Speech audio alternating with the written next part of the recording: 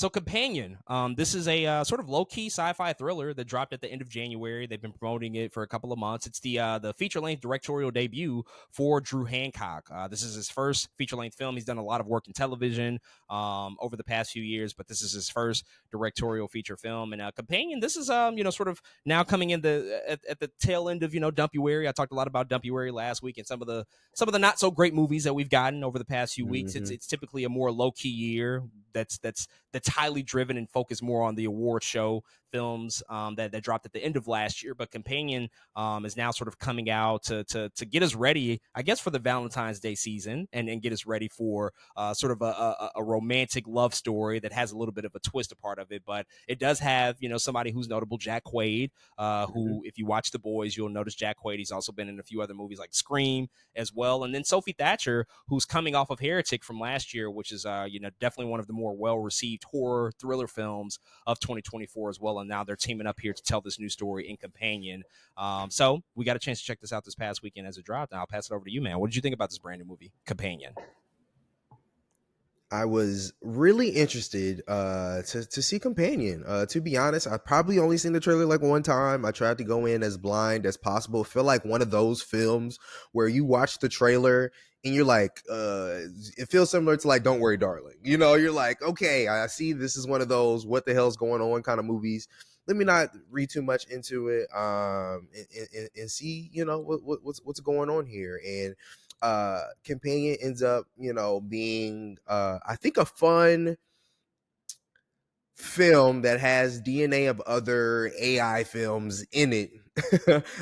In this fun, I think, just kind of action thriller that was a decent watch. So Companion does have the likes of Jack Quaid, like you said, who again I was looking at like, all right, Jack Quaid, what are we going to do with this film?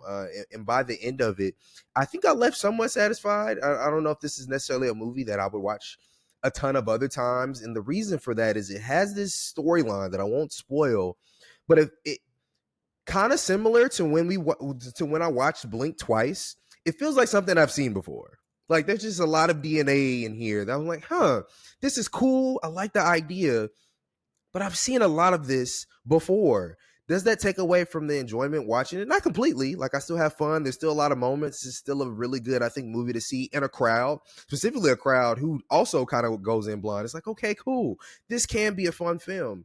But I think it doesn't necessarily, at the end of it, it doesn't necessarily, I think, tell or make, or yeah, it doesn't necessarily make the waves I think it's attempting to make, because it's we've kind of already been there, done that. There is a little ex machina in it. There's a little bit of random Terminator revenge even kind of in it. It's really interesting movie, but I think I think it is a fun watch, and there's a lot of play on what about, of course, AI is a huge thing right now. It's a play about technology, about, of course, this is there's a lot of sexism in it. It just is a lot of things that culminate into this film. And so while I do think it's a fun watch, I think people should go out and watch. I think it's a fun theater experience. I think by the end of it, it's just like, yeah, I feel like I've seen that before, and I think that's okay too, though. So yeah, I liked Companion. I think Sophie Thatcher was great. I think Jack Quaid did what he needed to do. And yeah, it's just like a turn your brain off. Let's enjoy this movie for a little bit and have some fun. And I think I did that, and I left Companion pretty satisfied.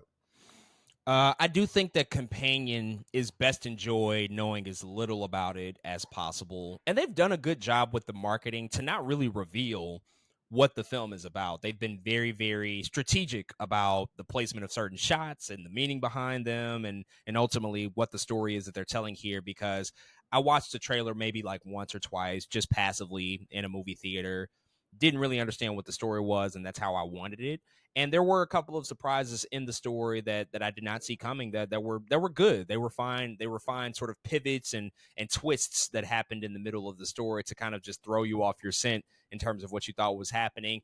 And ultimately, it was a decent movie. I think it's a decent sci-fi thriller, and And again, I said this similarly to One of Them Days a few weeks ago. The fact that the movie could be as good as it is, it's not great, but the fact that it could be as good as it is at this time of the year, it's a Hmm. pleasant surprise. And we're starting to see a few more good movies come out at this time of year, where historically there were never any good movies that came out at this time of year.